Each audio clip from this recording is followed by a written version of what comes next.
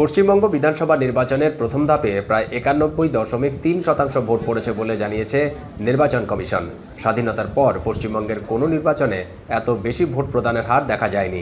রাজনৈতিক বিশেষজ্ঞরা বলছেন এর অন্যতম প্রধান কারণ ভোটার তালিকায় সংশোধন বা এসআইআর প্রক্রিয়া। পরবর্তীতে ভোটার তালিকা থেকে বাদ পড়ার আশঙ্কায় ভোটাধিকার প্রয়োগে গুরুত্ব দিয়েছেন ভোটাররা। এছাড়াও ভোট অবাধ, শান্তিপূর্ণ ও সুষ্ঠু করতে নির্বাচন কমিশনের সক্রিয়তাকেও অন্যতম কারণ হিসেবে মনে করছেন তারা।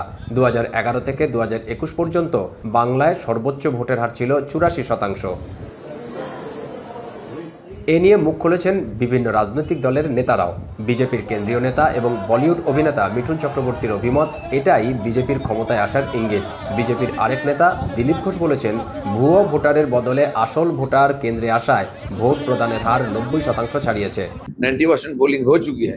टीएमसी हारने का निश्चित हो गया है, तब कुछ लोगों को भड़का के उन्होंने हिंसा कराया है। इससे कुछ फर्क पड़ने वाला नहीं है। এটাই হলো বিজেপি আসার ইঙ্গিত। আর সন্ধ্যাবেলায় দেখবেন ওটা 80 ক্রস করে গেছে। বিপরীতে জনপ্রিয় নির্মাতা ও তৃণমূল প্রার্থী রাজ চক্রবর্তী জানিয়েছেন, মানুষের এই উচ্ছ্বাসই প্রমাণ করে তৃণমূলের বিজয় আসন্ন। ইভিএম খুললে শুধু জোড়া ফুলই দেখা যাবে। 4 মে বুঝতে পারবে পুরো ফাঁকা, কিচ্ছু নেই, যা ছিল সেটুকুনিও নেই। চারিদিকে শুধু জোড়া ফুল উঠছে আর জোড়া ফুল উঠছে। ভোটার তালিকায় নিবিড় সংশোধন বা এসআইআর প্রক্রিয়ার পর প্রথম দফার 152 আসনে ভোটার সংখ্যা ছিল 3,60,77,171 জন।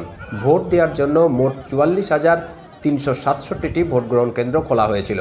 প্রত্যেকটি বুথে ভোট গ্রহণের সময় ওয়েব কাস্টিং চলে, ফলে সহিংসতা ঘটা মাত্র এই পদক্ষেপ নিয়েছে নির্বাচন কমিশন। দীপক দেবনাথ, এখন, কলকাতা। শিয়া বাটার ও ভিটামিন ই সমৃদ্ধ লিলি বিউটি সোপ, তারুণ্যময় উজ্জ্বল ত্বকের জন্য।